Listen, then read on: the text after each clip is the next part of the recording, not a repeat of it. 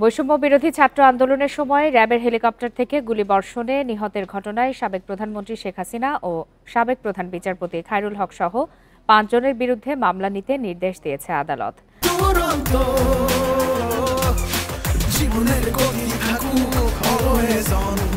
আন্দোলন চলার সময় রাজধানীর মিরপুরে হেলিকপ্টার থেকে ছোঁড়া গুলিতে বেসরকারি প্রতিষ্ঠানের কর্মী ফিরোজ তালুকদার নিহত হন। এ ঘটনায় শেখ হাসিনা সহ ৫ জনের বিরুদ্ধে হত্যার অভিযোগ আনা হয়েছে। আজ ঢাকার মেট্রোপলিটন ম্যাজিস্ট্রেট মোহাম্মদ মেহেদী হাসানের আদালতে এই আবেদন করেন নিহত ফিরোজের স্ত্রী রেশমা সুলতানা।